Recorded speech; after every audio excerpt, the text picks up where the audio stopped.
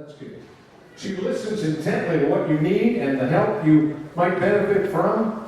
Carol narrowed her practice to servicing the needs of seniors back in 1996 when she started her own practice. Carol does not represent a financial company trying to make a sale. She's not a government employee. She is an independent source of information with her clients' best interest in mind at all times. She's a member of several organizations, including the National Academy of Elder Law Attorneys, Barrett County Women's Bar Association, San Antonio Bar Association, and the National Association of Women Business Owners, and one of the few women attorneys in Barrett County who is not running for judge. Please welcome Carol Bertsch. Not yet, anyway. Thank you. You're Not yet. All right. Okay, am I on? I don't know. Yes? Can you guys believe I've got two lavalier mics here, and I didn't wear a belt, so I don't have anything to hang them on. It's not fair. I know it's not fair. Why did you get that? Because I asked. Here, you can use it. Here's a man who knows what he's doing. Here. A round of applause for a man who knows what he's doing. Just hold up your nose. Yeah, but I've got these two. Well, I'll take those off. Talk. Talk. Okay. How's that? Good. Okay, well, y'all are going to hear me, and then Okay, I have to be clipped for recording purposes. Oh, okay. See, we're not just doing this today, we're recording for future, for posterity. Just be nice to my microphone. Okay. This is too much for me to handle. I'm just going to hold on to this. Well, good morning, or afternoon, since it's lunchtime. How do you turn this off? There's a button on the bottom. Got it.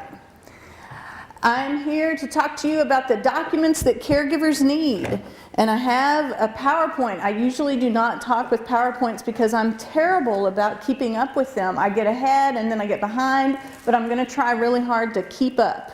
So y'all stop me if the slide looks different from what I'm saying and say, get back on point, Carol.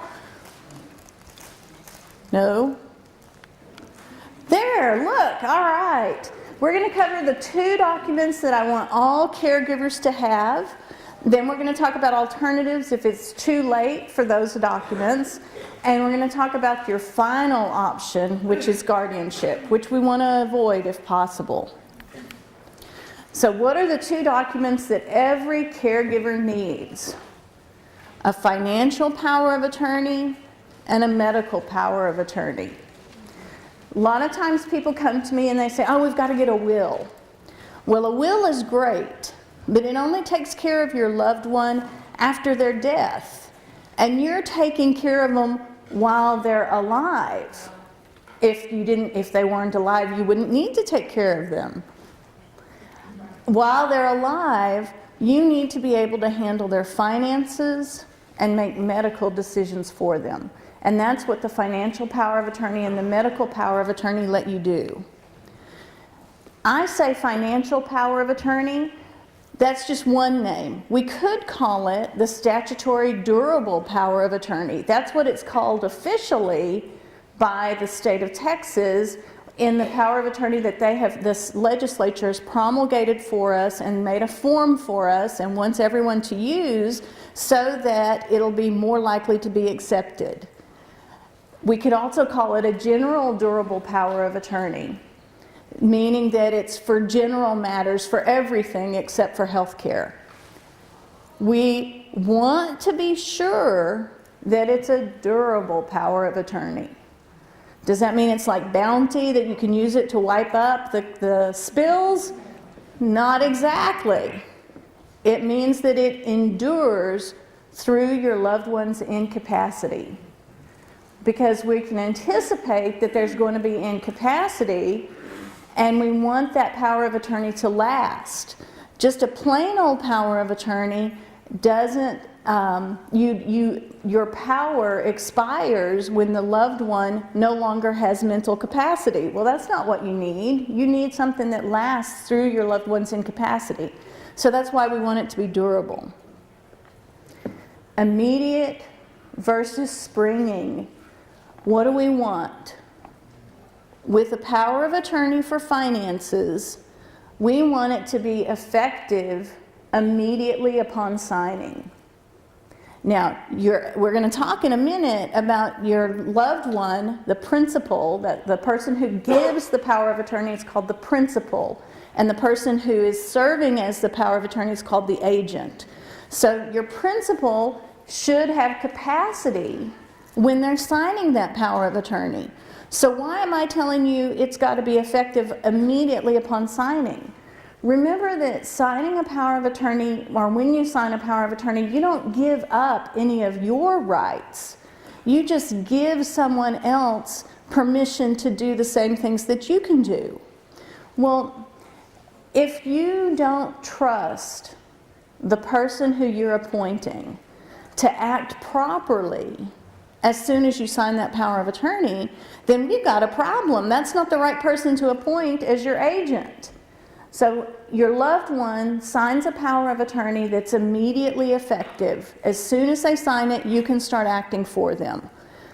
You are a person with a fiduciary duty to your principal. The agent is a fiduciary to the principal, and that means that you act with scrupulous honesty. A lawyer is also a fiduciary, and I don't like to talk to lawyers about how we have to act with scrupulous honesty. Scary. But that means that you're not going to do anything that you shouldn't do. The power of attorney, the principal has given you power of attorney, and you're going to act as you should act because you're a fiduciary. When that person becomes incapacitated, you're going to act for them, but we want the power of attorney to be immediately effective because third parties are going to be more likely to accept a power of attorney that's immediate rather than a power of attorney that's, quote, springing. Springing means it springs into effect upon the incapacity of the principal. Well, what do we need if it doesn't become effective until the principal is incapacitated? We need proof that the principal is incapacitated before it's effective. So you walk on into the bank, you give them your power of attorney and say, yeah, my mom really can't do anything for herself anymore and it's time for me to use the power of attorney with her bank accounts. The bank's going to say, give me some proof that she's incapacitated. Go get a doctor's letter. Well, sometimes it's hard to get a doctor to write that letter. Sometimes it's hard to get a doctor to do anything. Now, you know that doctors and lawyers have a little bit of a rub, and there is a physician in the room who I can see, and she's waiting for me to say something mean about doctors so she can get back at me later and say something mean about lawyers. But anyway, I'm not going to say anything mean, but sometimes it is hard to get a doctor's letter. That's all I'll say. So if we have what's called a springing power of attorney, if it's only effective upon incapacity, we are making things harder for ourselves. Now, if that's the only way that you can get your loved one to sign a power of attorney by saying it's springing, it doesn't become effective until incapacity, well then go ahead and do it, because at least you'll have a power of attorney. But ideally, we want it to be effective immediately. Important thing to remember in Texas, third parties, and a third party is like a bank or insurance company or Medicare, third parties don't have to honor a power of attorney for finances. Okay? Now that's a bad thing. Well, I'm not going to say it's a bad thing or a good thing, it's inconvenient for us. Because a bank can say, you can walk into the bank with your power of attorney that's all nice and neat and immediately effective, and they can still say, no, don't like it. And there you are stuck. We have to go on to the alternative arrangements that we're going to talk about.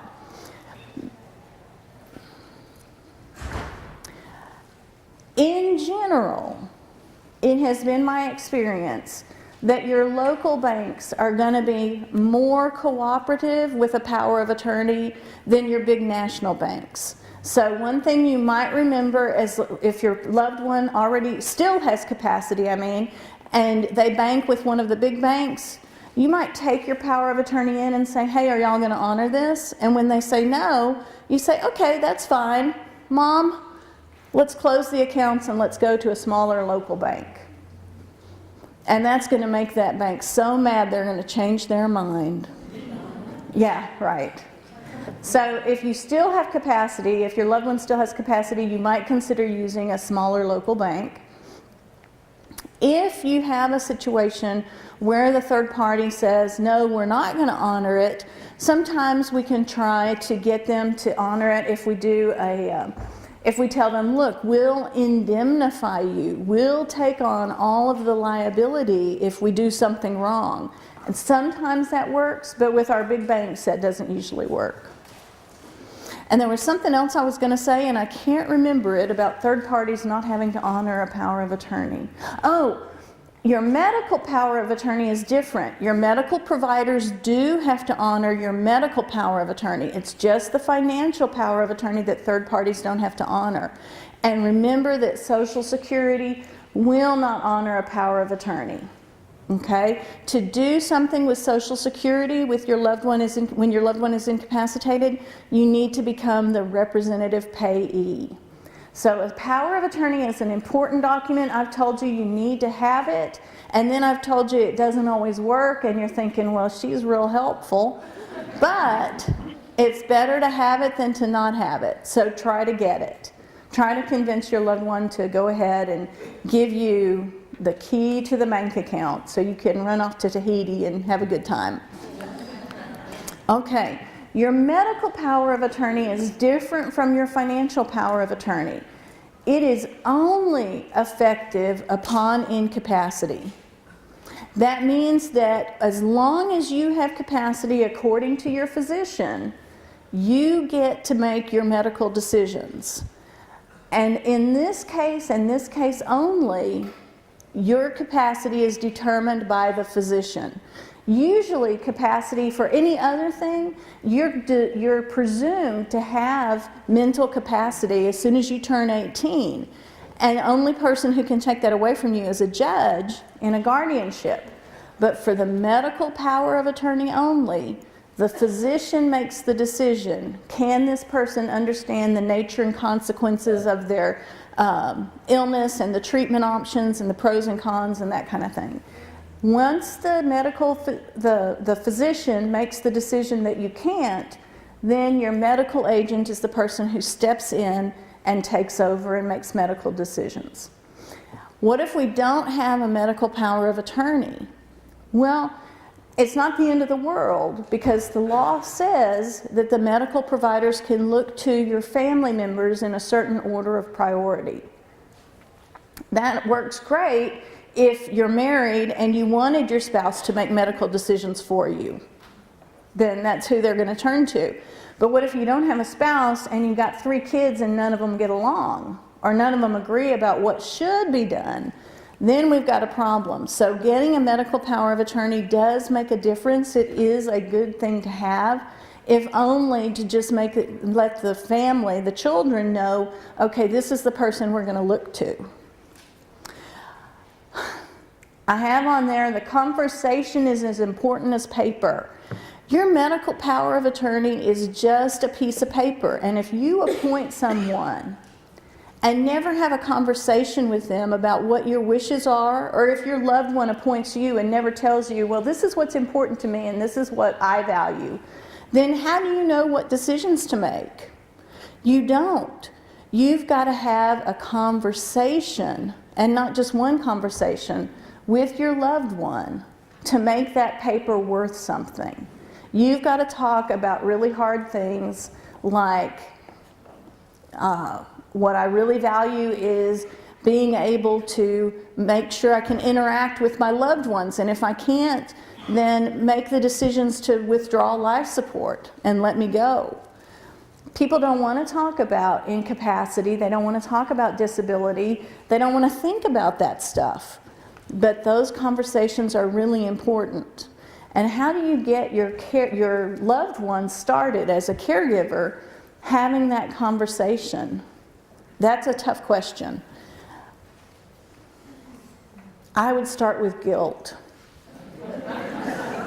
Guilt them out. Mom, if we don't talk about this, Junior is going to fight me every step of the way, and you know how hard a person he is to be around, and you know, you're just going to make my life miserable, Mom. Is that what you want? Is that what you want, Mom? Okay, so try that technique. See if it works. It doesn't work with my mom.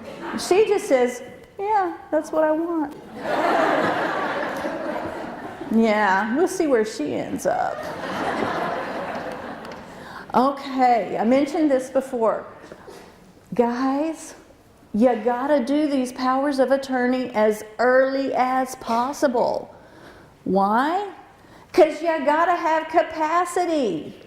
If your loved one is not able to remember the names of her children, then I don't think she's got enough capacity to understand doing a power of attorney. Okay? And if we're in that situation, we are either looking at alternative arrangements or guardianship. So we got to do it now. We got to go home and get that done. That is your priority. Those are your marching orders today for me. Go home and get it done. Okay, what if it's too late? Or what if we have a family member who doesn't want to do a power of attorney? We've got someone who is pretty suspicious. Or maybe they're not suspicious, maybe they're okay, but they don't like lawyers. And they're definitely not going to pay money to get a power of attorney done. Now, I didn't talk about this. I didn't put it in the slide. It didn't occur to me. But you don't have to have a lawyer to do a medical power of attorney. Okay? You can do that without a lawyer, and you can do that for free. You can download them off the internet. Just make sure you're using the Texas-specific form. The Texas Medical Power of Attorney. You don't have to have a lawyer to do a financial power of attorney either, but I wish you would, because I want you to do a really strong power of attorney. I don't want you to just use the statutory form. I want it to have extra power in it, because when you're a caregiver, there's all sorts of responsibilities that devolve to you. When you're a caregiver and your loved one goes into the legacy at Forest Ridge, you may decide we need to sell the house to pay for that. And we need to be able to do that with the power of attorney. Your just plain old statutory durable power of attorney that you get online is not necessarily going to be sufficient for that. So I want you to see a lawyer, and of course, I want you to see an elder law attorney, because we're the best. Other lawyers, you know. But anyway, let's say that we didn't do powers of attorney. What are our options? One option is a convenience account. With a convenience account, and this is authorized by state law, but the banks, I don't think, have to do them. So your big national banks aren't necessarily going to cooperate with you on this. But with a convenience account, what you're doing is setting yourself up as a signer on the bank account, but not an owner. So you can write checks, you can make withdrawals, but you're not an owner of the account. And you don't want to be an owner on the account, because if you are, then it could be that we're interrupting or interfering with mom's estate plan. Okay, if we put you down as a joint owner with right of survivorship, that means that at the death of your loved one, you end up being the owner of everything that's in the account. And that may make your brothers and sisters really upset. So we want to be a convenient signer. It's an easy way to be able to have backup to sign the checks and make sure bills get paid while not interfering with anything else. Another alternative is a living trust. Now this is complicated, and I'm not going to get into it too much, but a living trust is a way for us to hold our assets so that we have a trustee, a person who's the trustee is in charge. Now when you set up a living trust during your lifetime, you usually appoint yourself as trustee. The good thing is we always appoint a successor trustee, a backup trustee. So when you become incapacitated, the backup trustee steps into your shoes and can manage all of your assets, because all your assets are held in the trust. The good thing about this is we don't have to worry about Bank of America saying, no, we're not going to do what you say, because it's a trust. The trustee is in charge. It's not like a power of attorney where they can refuse to honor it. The trustee is in charge and has authority to act. So it's a good option, but it's complicated. It's more complicated than doing a power of attorney because there's more to understand, and you don't want to do it with someone whose capacity is kind of questionable, because it'll be hard for them to process it, okay? But it's a good option. It's an alternative that I want you to know about, even if it's not appropriate in your situation, okay? Now, I didn't ask, and usually people ask me questions, and y'all haven't asked anything, which makes me feel like I'm not loved. Does anyone have any questions about a living trust or anything? Yes? I have gone to the bank for my father, and for his finances, I was going to try to do it where I wouldn't be an owner of his account, but they wouldn't do it like that. Was it an evil national bank? Yeah, well, there were two of them, yeah. You know, I'm not a big fan of bankers. My brother is a banker. Oh, I'm sorry. She mentioned that she tried to do that at a bank with her father's account, to be a signer and not an owner, and the bank did not cooperate with her. But probably it was a national bank. If you try it with a Texas bank, I think you'll have more luck. Okay. I don't know about you. She mentioned USAA. I don't know about USAA. I don't know. Yes, ma'am. In North Carolina, regarding POAs, there's a short form and a long form. What's the difference between a short form and a long form? She's saying that in North Carolina there's two POAs, one's a short form and one's a long form, and she's wanting to know the difference. Well, it's kind of like the Texas statutory durable power of attorney. It's only 3 pages. You would call it a short form. A long form power of attorney is going to enumerate each and every right. It's going to be filled with legalese, bunch of lawyer talk. I give, devise, and bequeath, blah, blah, blah, blah, blah, blah, blah, blah, blah. But the good thing about the long form is third parties who are looking at it can say, oh yeah, right there is where it says you can do this, so yes, I'm going to allow it. Okay? So the power of attorney that I do starts out with the statutory power, so it's the short form, and then I add a bunch of stuff, so it ends up being 8 pages instead of 3.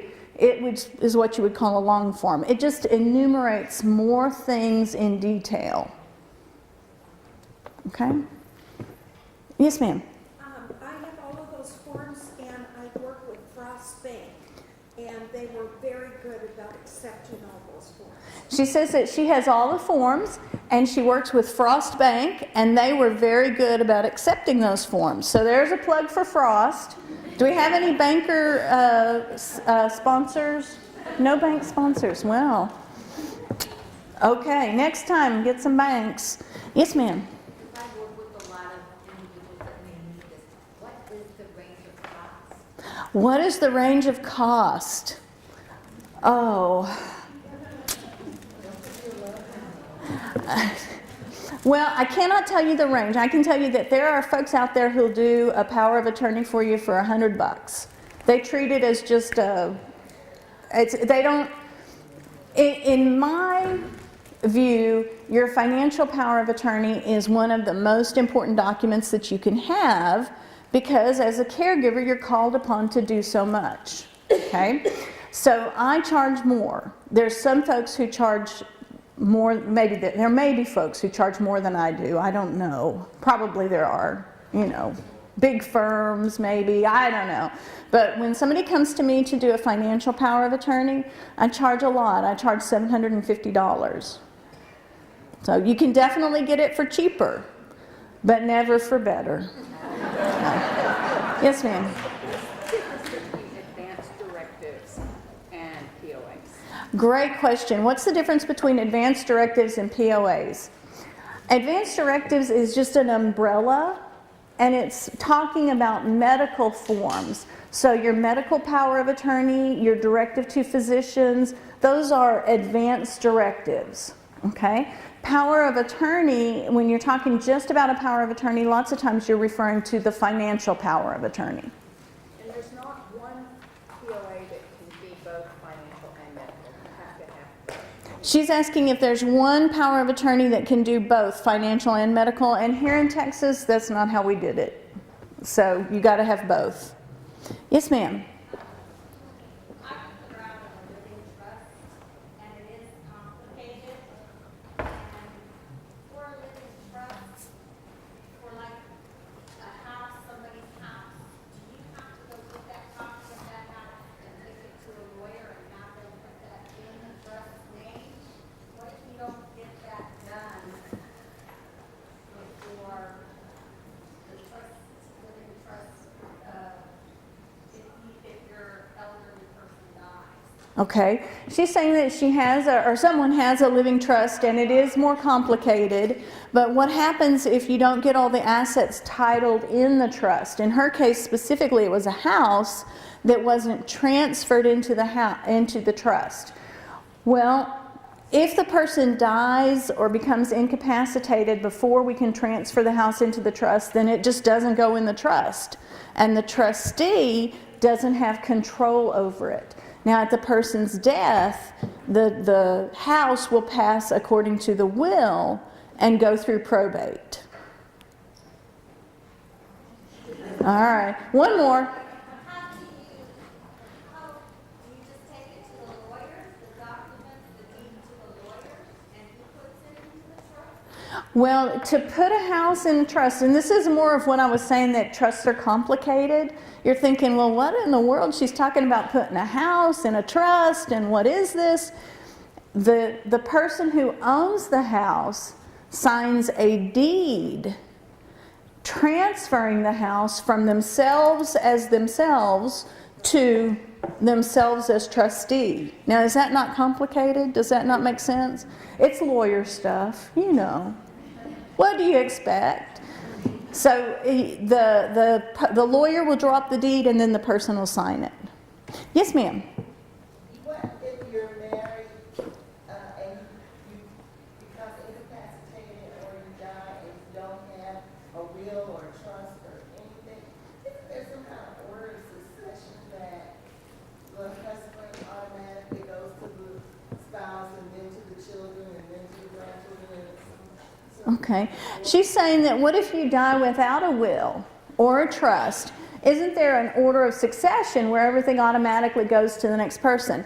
Yes, there is a law that says who gets what if you didn't tell us with a will or a trust who you wanted to get your stuff. Okay?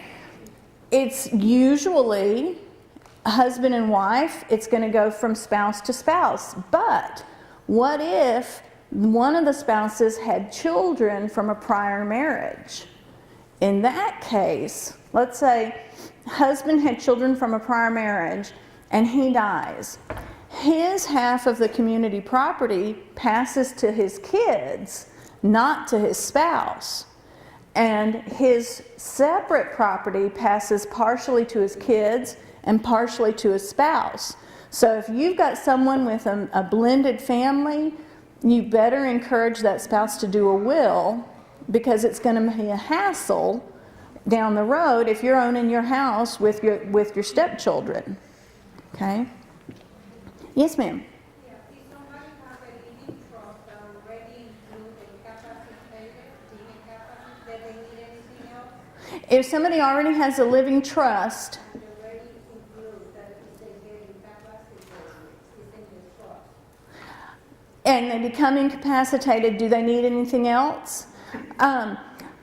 I would like for everyone to have the financial power of attorney, even though with the trust it's not necessary, because we never know when there's going to be something out there that didn't get put in the trust that needs to be dealt with. Okay. Yes, ma'am. Something about a POD. Yes, a POD, she's asking, can I say something about POD? POD means pay on death. It's not useful for a caregiver. It means that the asset, like the bank account, passes at the person's death to whoever they named. So it stays out of probate and it doesn't pass according to the will.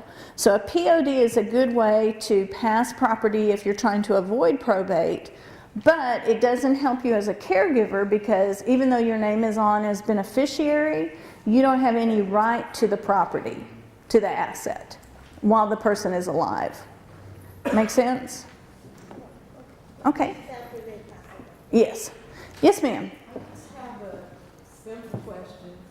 I'm dealing with my mother who has dementia, and what's happening is she's taken her original documents that were signed and secreted them away. I have copies, but I don't have the original.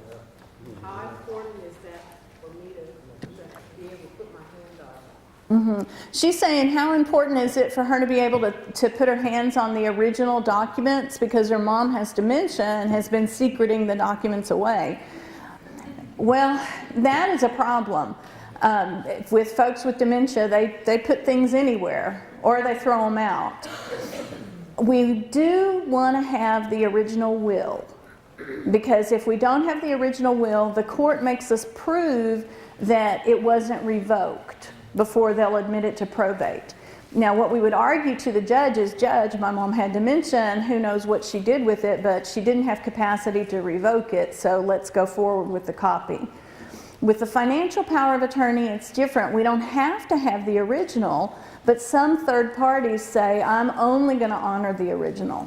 So one thing you can do to avoid that problem is take your financial power of attorney to the county deed records and record it. They run it through a scanner. They put it on the public deed record, so it's public record. They give you it back, and then when somebody says, oh, I've got to have an original, you go down to the county clerk and say, give me a certified copy of the power of attorney that I gave you. Okay? And then you can give them a copy that's been certified by the clerk as being correct, as true and correct copy of the original. Okay. Yes, ma'am. Question. If you have a will done and you've got all the related documents that go with it, powers of attorney and everything else, you can put that away as the original. But additional copies that are made, at what point are those given out to different family members? Or should they even be given out? Okay. She's asking about, do we give copies of documents to family members? It really depends. If you've got a family where everything is transparent and everybody gets along and your parent doesn't have privacy issues and say, hey, I don't want everybody knowing my business, I would give out copies to everyone. Then everybody's on board. Some parents say, I don't want people knowing my business, and they only want to give copies to the people who they appointed, to their agents. I like having things as transparent as possible. I think it leads to fewer conflicts down the road. Okay. Okay. Yes, ma'am. My relative's spouse died. He was in the military, and now I need to go certify DD 214 to accomplish benefits for her. Is there an easy process of getting it certified, DD 214? She's asking about getting a DD 214, which you need for someone who is in the military. It's their discharge papers. If they recorded their DD 214 in the county deed records, now that is kept private. Your DD 214 is blocked, so it's not public, but it is recorded. Then you can get a certified copy from the county clerk.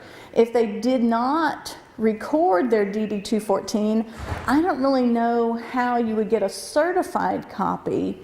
The VA, the Veterans Service Office for Bexar County, the Bexar County Veterans Service Office will help you get your DD 214. They're very helpful folks there. Okay, not the VA folks, which I don't want to say bad things about because they've got plenty on their plates, but the Veterans Service Officer is a little more responsive, I think. Yes, ma'am. What, so like on the other side of the room asked the question, recording in the courthouse, are you recording the will or the power of attorney? She's asking, what do we record at the courthouse? You record the power of attorney at the courthouse, not the will. Not the will. Okay. All right. Oh, see? See where I got off? There's all that stuff about convenience counts that I put on that we didn't talk about, or we did talk about, but I didn't. What did I say about living trusts? Oh, I think we covered that. I think we covered that. Y'all, I don't remember when I'm supposed to stop, so I'm assuming Ron will give me the... How are we doing on time? You have 15 minutes. I have 15 minutes. Oh, well, let's go on to the last option. We do not want a guardianship, folks. If I can discourage you and make you feel so unhappy with the option of guardianship that you go and actually push your loved one to give you power of attorney, I will have succeeded. Guardianship is what we do when we have an incapacitated person and we need to act for them, but we don't have power of attorney. Or we have power of attorney and somebody's fighting, the children are fighting about it or something like that. That means that we go to the court and we say, Judge, this person is incapacitated. So we have to say it. And our loved one might not like hearing it, but they actually get to, the application for guardianship, which says we allege that this person is incapacitated, gets served on the incapacitated person. That means that it's handed to them personally. And if they're still reading, and they read that, they're probably going to be pretty upset with you. So that's the first thing. We have to actually have a judge say the person's incapacitated and the person knows it. We go to the court, we say, Judge, this person's incapacitated and I should be appointed to manage her affairs for her. Well, if the court is going to take away someone's rights, their right to manage their money or decide where they're going to live, they're going to keep a close eye on who they appoint to take over. And by close eye, I mean close eye. I mean you account for every penny that you spent. Now, for some of y'all who keep nice checkbooks and reconcile with your bank statement every month, that might not be a big deal. Can I see the hands of those who don't? Okay, for y'all, this is going to be tough. Okay? Because that's what it is. Every year we have to tell the court, we have to reconcile all the money that came in, all the money that went out, everything that we've done. We have to tell the court how often we saw the ward, how often the ward went to, well, not how often the ward went to the doctor, but whether the ward had any major medical experiences or episodes. We have a lot of record keeping and it is a hassle. I have had at least 2 people tell me, if I'd known it was going to be like this, I wouldn't have done it. And can we go back and undo it? But no, we can't. Because if that person has dementia, they have Alzheimer's, it doesn't get better. So we can't go to the court and say, yeah, my mom, she's incapacitated, and then 2 years later say, well, the Alzheimer's isn't as bad as it was, Judge. Let me out. Let me off the hook here. We don't get to do that. So we can resign. We can say, Judge, I can't be guardian one more minute. It's too much. Then the judge is going to appoint somebody else. And if they appoint a private guardian, a professional guardian, then we have to pay that person. Or they appoint a lawyer. Lawyers get appointed to serve as guardians a lot, but only of the estates that have money. Huh. Why do you think that is? I don't know. So for the folks who don't have any money, then it's a hassle and you don't even get any compensation and you suffer. So guardianship, as I was saying before, we go to the judge, we say, Judge, this person needs a guardian. Then the court appoints a lawyer for the proposed ward. That's the person we're saying is incapacitated. And that lawyer's job is to oppose the guardianship. So here you are coming in good faith. You care about your mom. You want her to be safe. You're doing all this for her benefit. And your mom, who doesn't see it that way, gets a lawyer on her side who says, "Judge, make her prove her case because mom sure shouldn't have a guardian." Well, doesn't that annoy you? Isn't that oh my gosh. And it gets worse because every year you're going to justify, yes, we still need a guardian. Yes, the case is she's still incapacitated. So is there anyone out there who has in the back of their mind, well, maybe guardianship's not as bad as she said? Raise your hand. I challenge you. It is as bad as I'm saying and worse. So get the power of attorney. It doesn't mean you won't have to go through guardianship because we still might have to. If you've got a loved one who's combative, who's suspicious, who's paranoid, and they say, yeah, I gave you power of attorney last week, but this week, no, I don't trust you. Or they have you on their bank account and then they go and close that bank account and open up a new one and put their money in the new account that you're not on. Eventually, we're going to have to get a guardianship because that person's not going to cooperate. But if we have a person with dementia who's loving and kind and says, you handle it, honey, then that power of attorney is going to be the way that you make sure things get done and you don't have to spend a lot of money. Oh, did I mention? Guardianship is expensive. Well, just think, you're paying one lawyer to help you get the guardianship, and then you're paying the other lawyer who's representing your mom. So you've got a lot of money on the line. 2 lawyers, you know the hourly rates? So it's expensive, it's a hassle, it's cumbersome. What else did I say? That's about all. Okay. Any questions about guardianship? Nobody wants it, right? Yes, ma'am. It's not a question, it's some information I learned this week. Unfortunately, VA is not on the power of attorney for medical directives that have been signed outside of VA domain. That is good information. Go on. Just a few days of my husband having neuropsych testing, documenting capacity, I submitted the papers, VA papers, for his power of attorney and medical directive at the hospital. They were able to pull up in the computer the recent, that's about 4-day-old report, which made POA through VA null and void. Oh, wow.